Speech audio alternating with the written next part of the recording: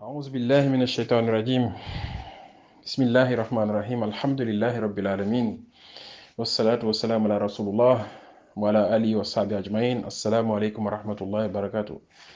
Chers frères et sœurs, le prophète sallallahu alayhi wa sallam nous a dit que la foi comporte plus de 70 branches et la branche la plus petite de la foi consiste à enlever quelque chose de nuisible sur le chemin où passent des gens. Donc, et la branche la plus élevée consiste à dire La ilaha illallah. Hein? Donc, Alhamdulillah. Donc, j'ai voulu tout simplement mettre en application, on va dire, cette recommandation du prophète sallallahu alayhi wa sallam qui nous dit que le fait d'enlever quelque chose de nuisible sur le chemin constitue en fait une des branches de la foi, et c'est cette branche-là qui est donc la plus petite. Donc enlever quelque chose de nuisible, ce n'est pas juste, on va dire, quelque chose de tranchant ou quelque chose qui peut blesser, etc.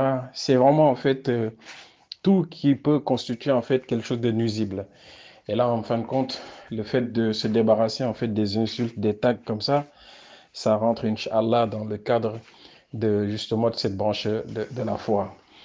Et donc, quand on comprend en fait ce hadith du prophète sallallahu alayhi wa sallam, on se rend compte que l'islam vraiment prône à chaque fois des nobles caractères.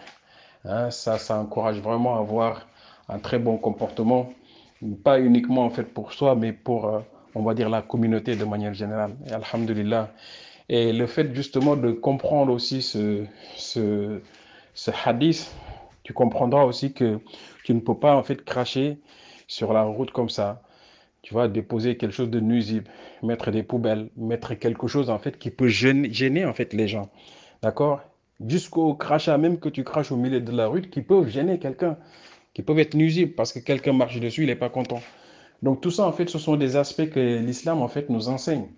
Alhamdulillah Rabbil Alamin. Et ça, il faut le comprendre. Hein. Il faut vraiment à chaque fois essayer de décliner, on va dire, ce hadith sur tous les aspects de la vie.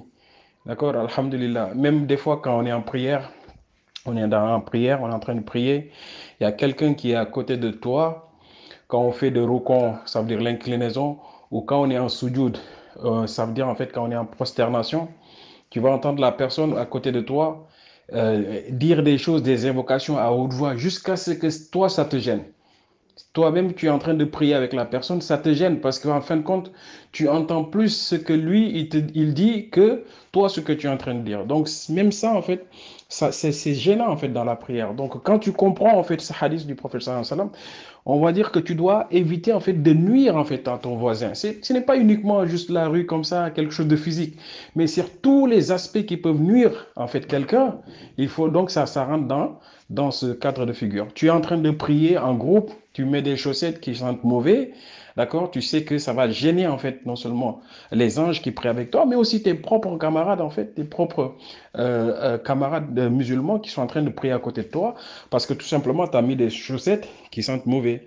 Tu as mis également des vêtements qui sentent mauvais, ou bien t'as cuisiné chez toi avec l'odeur, tout ça de la bouffe, tu viens à la mosquée, on va dire ça gêne aussi les gens qui sont à côté de toi, hein, qui prient à côté de toi. Donc, tu as une mauvaise odeur parce que tu as fait du sport ou bien tu as travaillé toute la journée, tu sens mauvais, tu vas à la mosquée. Ça aussi, ça gêne. Donc, c'est à toi, en fait, d'enlever, en fait, ces choses-là qui peuvent gêner, hein, qui peuvent se décliner sur tous les aspects de la vie, en fin de compte. D'accord? Alhamdulillah, c'est comme ça, en fait, qu'il faut comprendre à chaque fois les hadiths du prophète sallallahu alayhi wa sallam, qu'Allah subhanahu wa ta'ala nous permette d'avoir une saine compréhension de notre religion. Birahmatika arhamar rahimin. لا إله إلا أنت سبحانك إني كنت من الظالمين وصلى الله وبارك على سيدنا محمد وعلى آله وصحبه أجمعين السلام عليكم ورحمة الله وبركاته